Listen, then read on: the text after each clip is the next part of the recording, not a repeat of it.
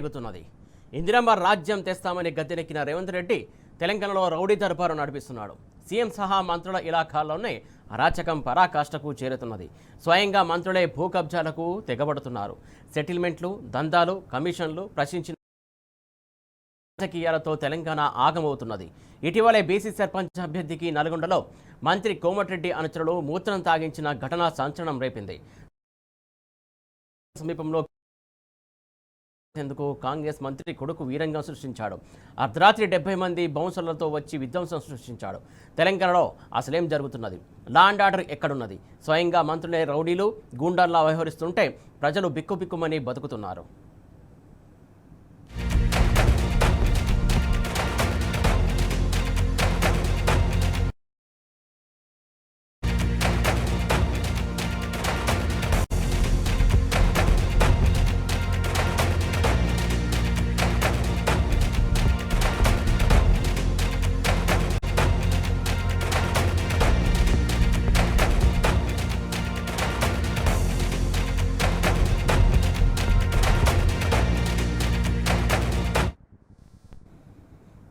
అధికార మతంతో కాంగ్రెస్ నేతలు రెచ్చిపోతున్నారు.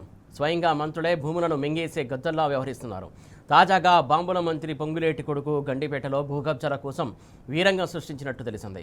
ప్రైవేటు వ్యక్తులకు చెందినటువంటి విలువైన భూమిని కబ్జా చేయడంతో పాటు అడ్డుకున్న భూ యజమానులపై హత్యాయత్నానికి పాల్పడిన ఘటన సంచలనం రేపుతున్నది. 70 మందికి పైగా బౌన్సర్లను దింపి బీహార్ గ్యాంగ్ తరహాలో పేట్రెగిపోయినట్టు సమాచారం.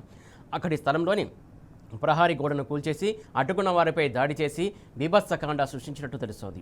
రంగంలోకి దిగిన ఓ పోలీసు ఉన్నతాధికారి బౌన్సర్లను తరిమికొట్టినందుకు అతనిపై సదరు మంత్రి కక్ష సాధింపు చర్యలకు పట్టుబట్టినట్టు సమాచారం.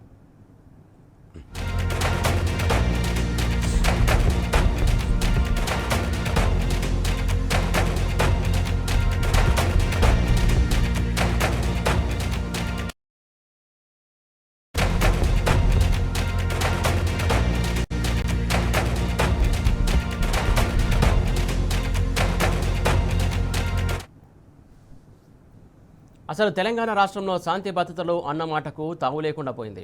కాంగ్రెస్ నేతలు ఏ మూల నుంచి వచ్చి మీద పడిపోతారేమోనని ప్రజలు భయపడే పరిస్థితి నెలకొంది.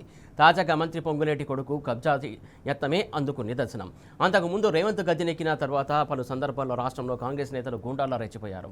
ఖమ్మం జిల్లాలో మంత్రి భట్టి ఇలాఖాలో పట్టపగలే ప్రతిపక్ష నేత దారుణంగా హత్యకు గురయ్యాడు.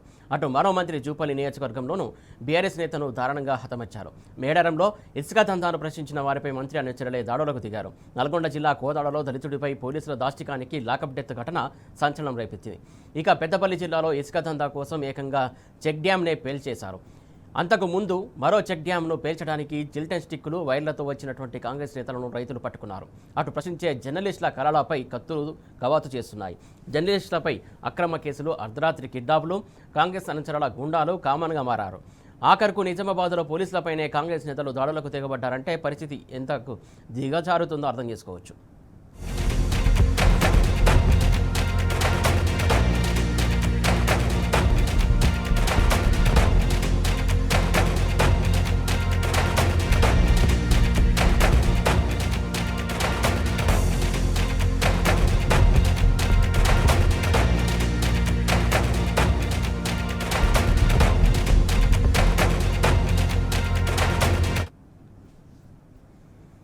ఒకవైపు రాష్ట్రంలో గ్రామ పంచాయతీ ఎన్నికల నామినేషన్ల పర్వం కొనసాగుతోంది. మరోపక్క పలు జిల్లాలో బీఆర్ఎస్ తరపున పోటీ చేయాలనుకున్న సర్పంచ్ అభ్యర్థులపై దాడులు పెరుగుతున్నాయి. ఇటీవల నల్గొండ జిల్లాలో మంత్రి కోమటిరెడ్డి వెంకటరెడ్డి అనుచరులు బీఆర్ఎస్ సర్పంచ్ అభ్యర్థిని కిడ్నాప్ చేసిన ఘటన కలకలం రేపింది.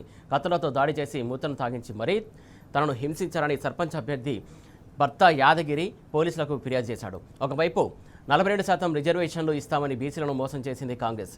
ఇప్పుడు ఏకంగా సర్పంచ్ స్థానంలో పోటీ చేస్తున్న బీసీలను అత్యంత అమానుషంగా దాదాగిరి చేస్తున్నారు. రేవంత్ రెడ్డి ఆటవిక పాలనకు ఇంతకంటే నిదర్శనం ఇంకేం కావాలి?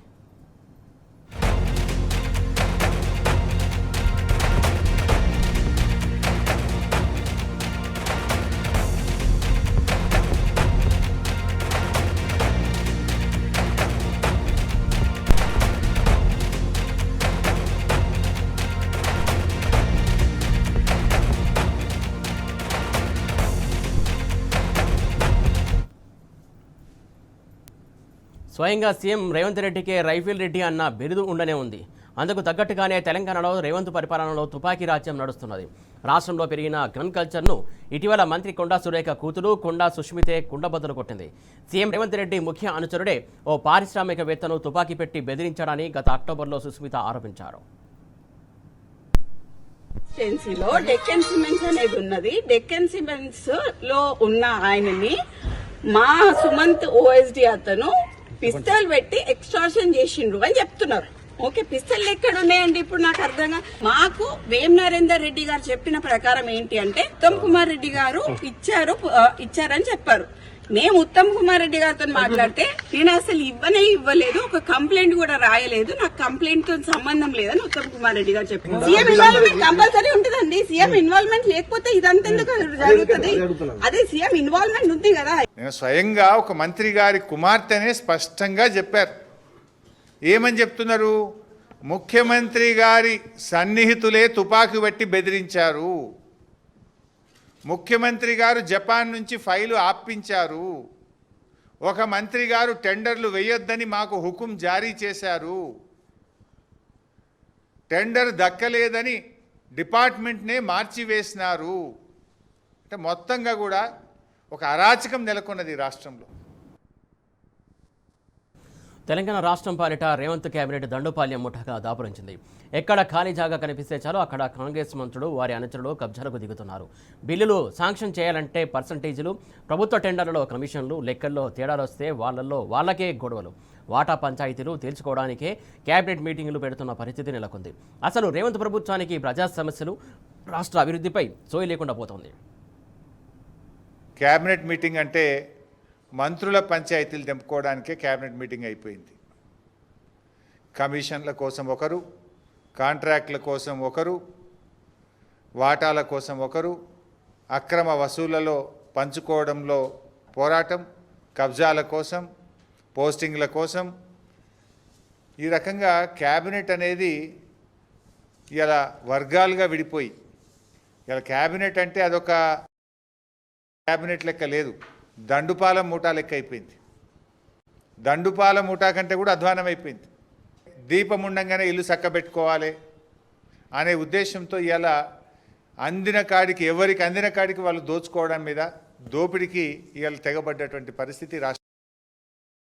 మేము ఈ రాష్ట్ర ప్రజల నీళ్ల కోసం, నిధుల కోసం, ఉద్యోగాల కోసం, స్థానిక వాటా కోసం పోరాడింది బీఆర్ఎస్ అయితే, ఇవాళ మీరు మీ జేబులు నింపుకోవడానికి, మీ సొంత వాటాల కోసం, మీ ఆస్తుల కోసం, మీ కబ్జాల కోసం మీరు తగాదాలు పడుతున్నారు.